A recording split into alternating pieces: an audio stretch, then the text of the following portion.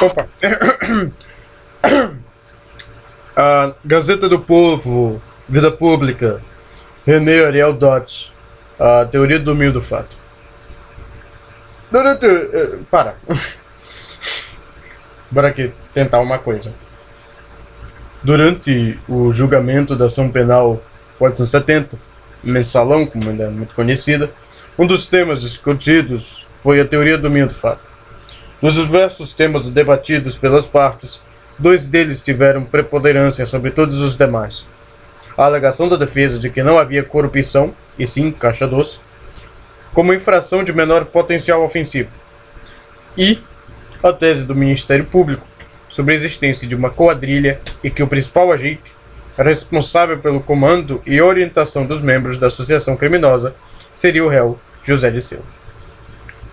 A ideia básica da teoria do domínio do fato pode ser assim enunciada. O autor domina a realização do fato típico, controlando a continuidade ou paralisação da ação típica. O partícipe não domina a realização do fato típico, não tem controle sobre a continuidade ou paralisação da ação típica. A teoria do domínio do fato parte de um sistema diferenciador e de um conceito restritivo de autor. Ela parte de um sistema diferenciador, pois crê ser necessária a distinção, já no plano do tipo, de níveis de intervenção no delito, entre autor, imediato, além da coautoria, e partícipe, instigador e cúmplice. Ela parte de um conceito restritivo, pois entende que apenas o autor do delito é que viola a norma da conduta inscrita na parte especial do Código, e a punição da participação seria produto de uma norma extensiva da punibilidade. A teoria do domínio do fato corrige o defeito apresentado pela teoria objetivo formal. Deve ser considerado como autor não só o concorrente que realiza pessoalmente as elementares do tipo, mas aquele que detém o poder sobre sua realização. Por exceção, o concorrente que não realiza o verbo típico tampouco controla o desenrolar do processo delitivo. Será considerado partícipe do delito. O domínio da ação. O domínio da ação é caracterizado pela conduta do autor imediato. Quem aperta o gatilho tem o domínio da ação e nunca poderá ser mero partícipe. Aquele que domina a ação permanece autor, ainda que haja pedido ou mando de outrem, ou mesmo em erro de proibição inevitável, determinado por um terceiro. Será um autor exculpado, mas ainda assim autor do fato típico, ainda que não necessariamente o único. Domínio da vontade. O domínio da vontade revela a figura do autor mediato, que serve como instrumento de outrem para a prática do delito. Artigo 25, parágrafo 1º, não é não? Epa, peraí, para calma. Isso é do Código Penal Alemão. Sai daqui. Com licença.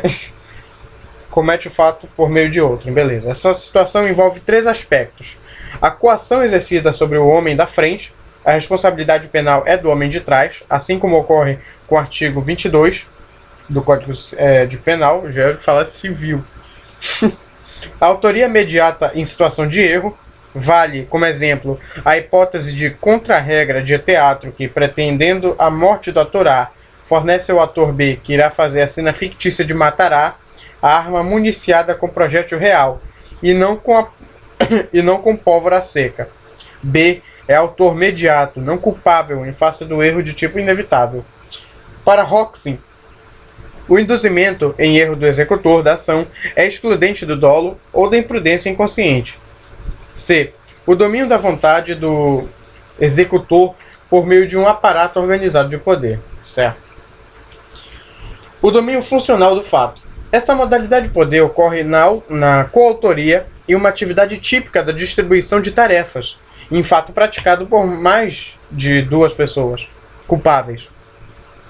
A aponta uma pistola para a vítima, grave ameaça, enquanto B lhe toma o relógio de pulso, subtração de coisa alheia móvel, E aqui seria inadequado que A respondesse apenas pelo delito de ameaça ou de constrangimento ilegal, e B apenas pelo furto. Se duas ou mais pessoas, partindo de uma decisão conjunta de praticar o fato, contribuem para a sua realização com um ato relevante de um delito, elas terão o domínio funcional do fato, que fará de cada qual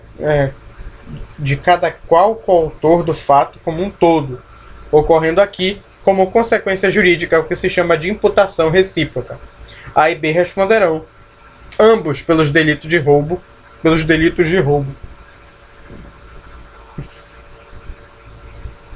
As disposições do artigo 29, caput e parágrafos do Código Penal, não se harmonizam com a teoria do domínio do fato, embora a equivocada opinião em contrário, defendida por alguns intérpretes de nosso diploma.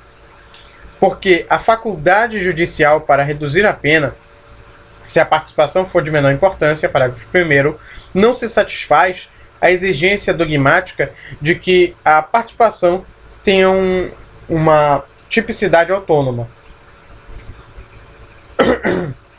Essa é a orientação do modelo alemão, que define o autor como quem comete o fato punível por si mesmo ou por intermédio de outrem, e coautor é também punido como autor, quem juntamente com outrem e de comum acordo pratica o fato punível. Ou seja, coautoria é quando você tem mais de um autor para produzir o fato típico.